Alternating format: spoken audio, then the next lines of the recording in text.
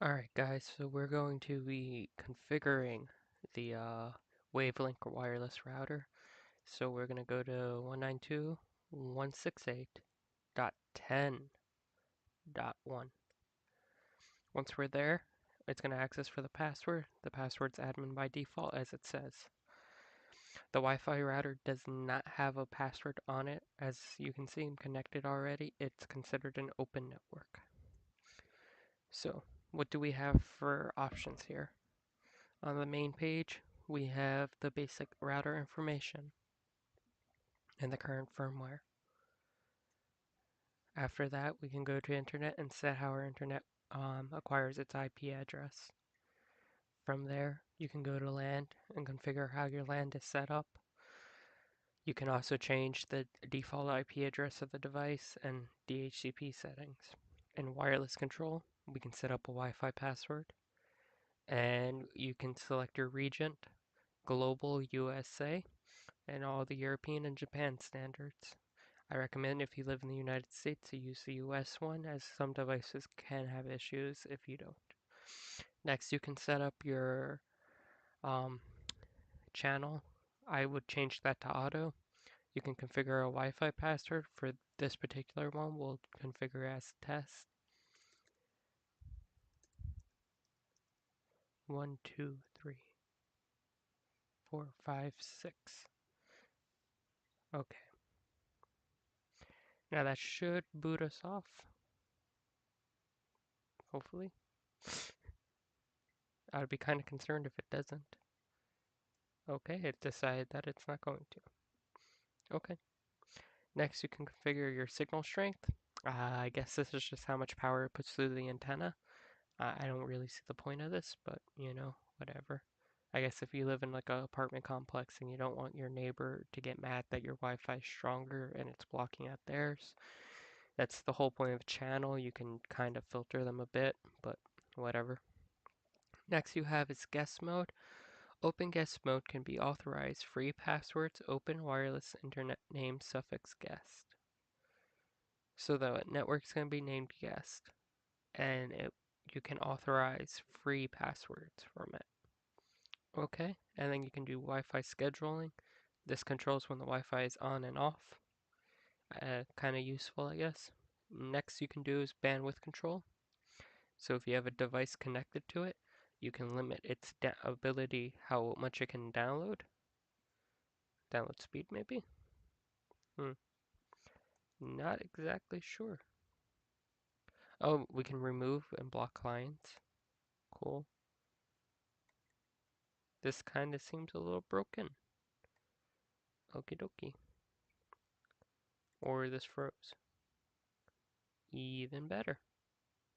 So the Wi-Fi interface just froze. Make sure we're still connected. No, we're not. That's why. Alright. So test 1, 2, 3, 4, 5, 6.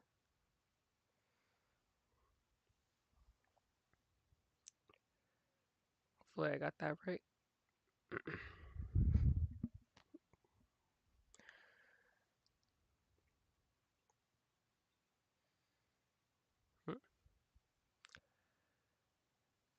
Okay then. So now I can't connect to the network. Odd. Let's try that again.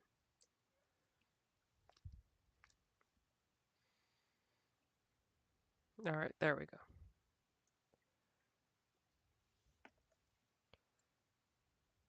Alright, now we're back. Let's see if bandwidth control magically works now. I don't have my sliders now.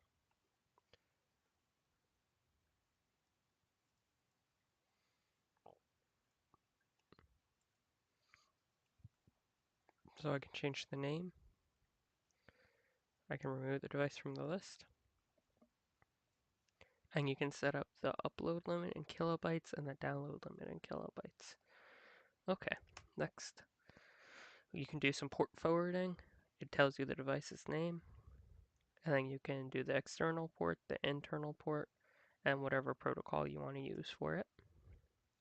I kind of like this a little bit more than Netgear's way of doing it.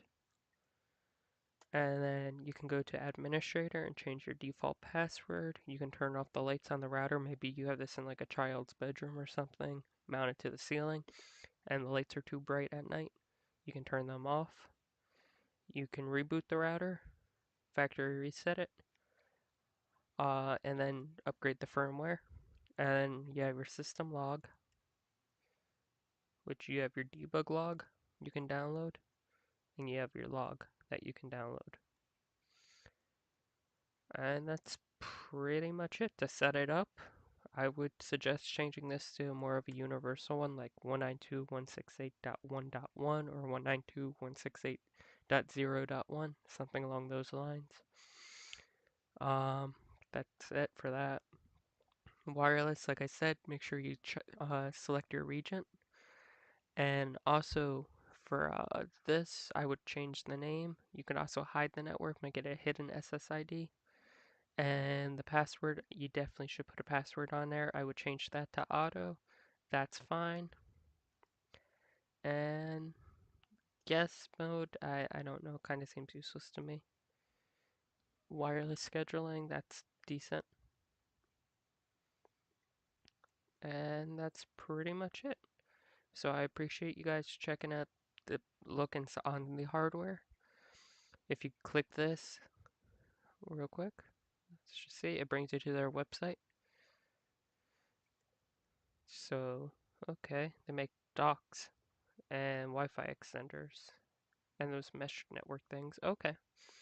All right. Well, I appreciate you guys watching.